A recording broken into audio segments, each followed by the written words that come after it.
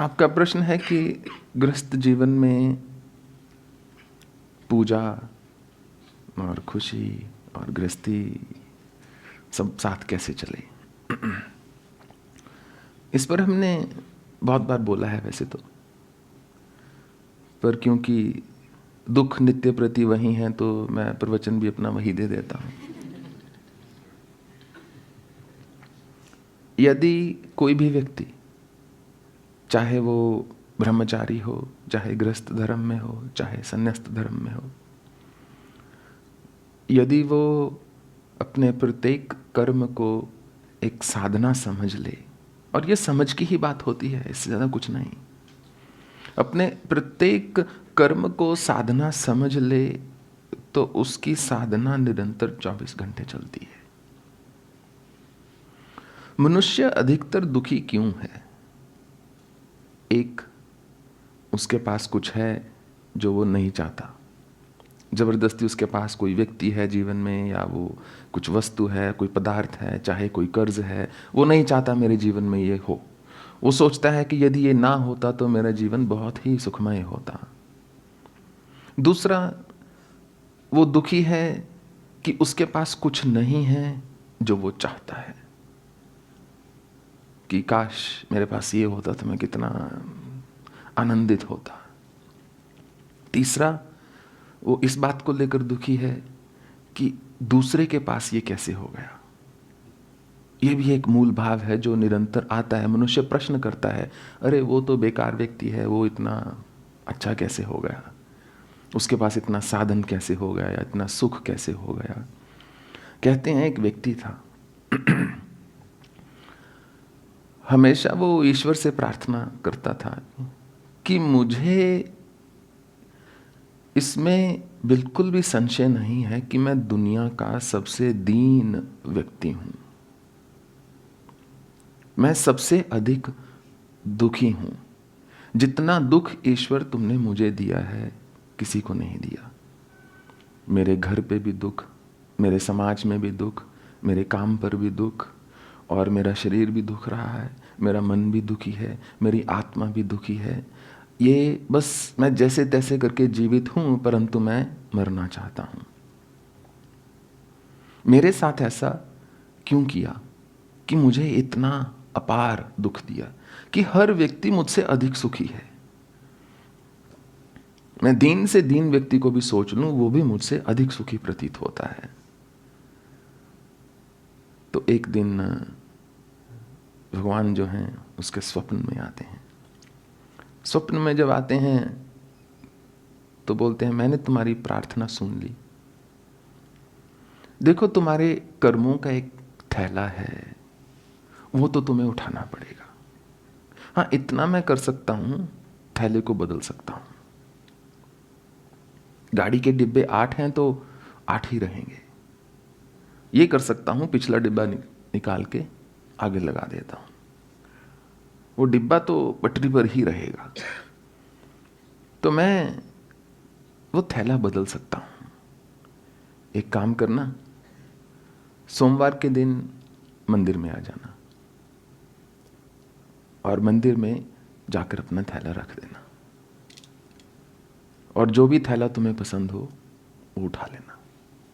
वहां पर तुम्हें और थैले मिलेंगे।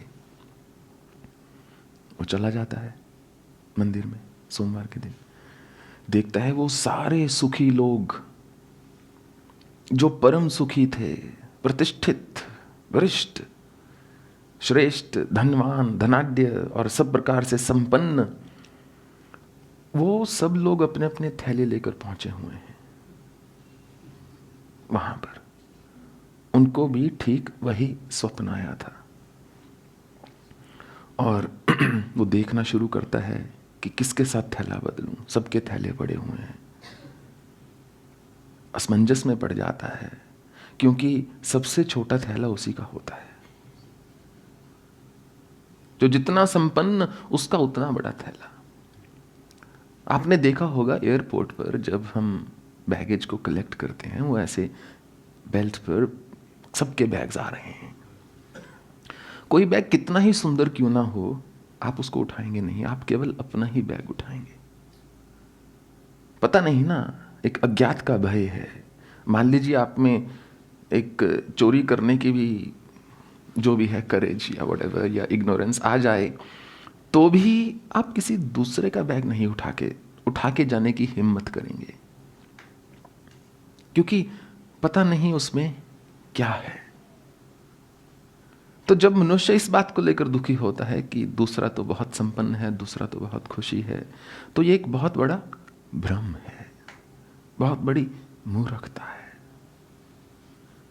यदि मैं स्वयं के साथ संवेदना के साथ जीवन को व्यतीत कर सकूं, यदि प्रत्येक कर्म को मैं अपना धर्म मान के करूं, तो हर कर्म साधना है। यदि जप ध्यान करना है, कितने के घंटे बैठ सकता है व्यक्ति?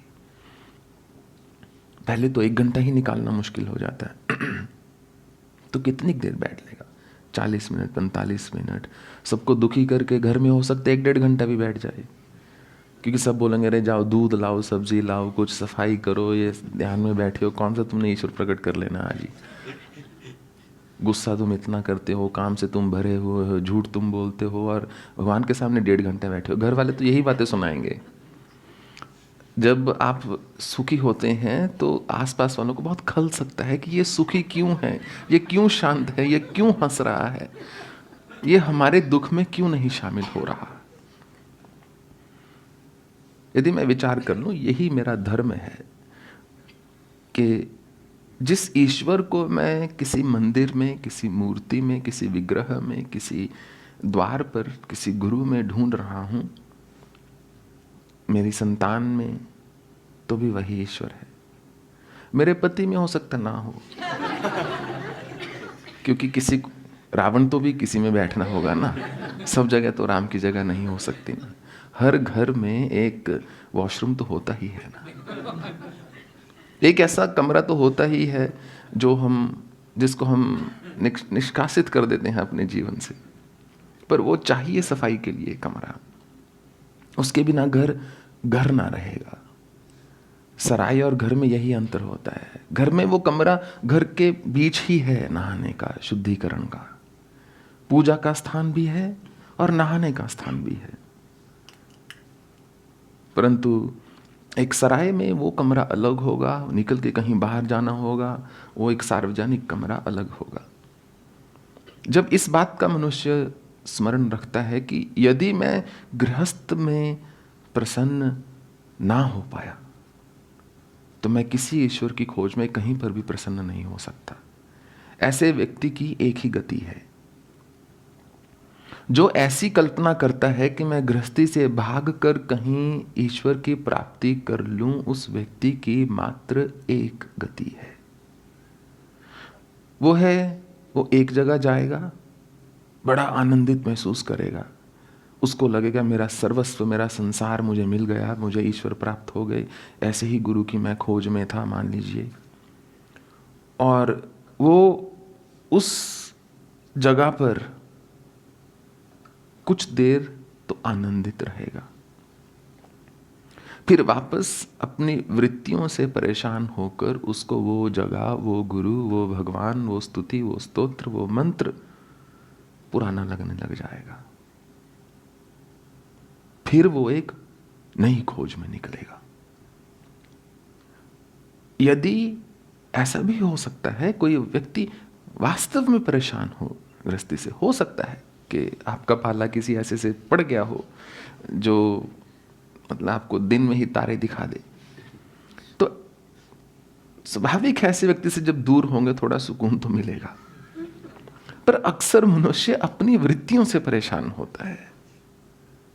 इसीलिए बहुत सारे लोग होते हैं कि खास करके विदेश में आपको देखने मिलेगा, एक नहीं 4-4 शादियां हुई होती हैं उनकी। जो एक में न टिक पाया, दूसरे में न टिक पाया, तीसरे में न टिक पाया, वो फिर चौथी, फिर 5वीं, फिर 6ठी। अनुभव पर आशा की जीत हो जाती है, सीखता नहीं व्यक्ति। गृहस्थी मेरे अनुसार, obviously I don't have first hand experience, but पर गृहस्थी का क्लेश मैंने आसपास में हर रोज देखता हूं।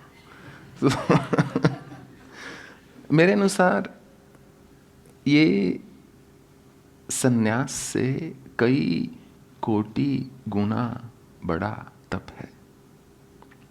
जब व्यक्ति को सन्यास की दीक्षा मिलती है, उसने तो एक ही शपथ लेनी है उस समय कि मैं इस नश्वर संसार का त्याग कर सन्यस्त धर्म में प्रवेश करता हूं। परंतु जो गृहस्थी होता है वो तो साथ लेता है जब शादी होती है। वो अलग बात है कि उसको याद नहीं होती कि मैंने क्या कसम खाई थी। वो बेचारा खुद ही एक जंजाल बनकर रह जाता है।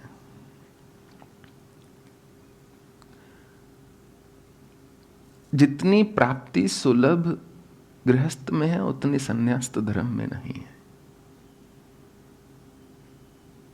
सन्यासी का जीवन अलग प्रकार से दुष्कर है। उसके ऊपर उसके गुरु की आकांक्षा है, क्योंकि गुरु कहता है ऐसे चलना है, समाज कहता है वैसे चलना है। उसका मन कह रहा है मैं चलना ही नहीं चाहता, या मैं कौन सा बम हूं कि चल गया। तो पर उसकी जीवन में एक अलग प्रकार का अनुशासन चाहिए। गृहस्थ के जीवन में एक मोह होता है अपनी चीजों से, अपने परिवार से, अपने संतान से। तो अनुशासन रखना थोड़ा सुलभ हो जाता है। और जो व्यक्ति आत्मानुशासित नहीं है, वो किसी पर भी शासन नहीं कर सकता। किसी को भी इंस्पायर करने से पहले, किसी पर भी शासन करने से पहले आत्मानुशासन होना चाहिए। अनुशासन के बिना कोई शासन नहीं है। मेरा ऐसा ही मानना है कि हर कर्म को यदि एक गृहस्थी साधना के दृष्टिकोण से देखे, ग्रस्त सदग्रस्त जो है, तो मुक्ति निश्चित है। शायद मुक्त व्यक्ति ही ग्रस्त धर्म में जी सकता है, ऐसा हमारा मानना है।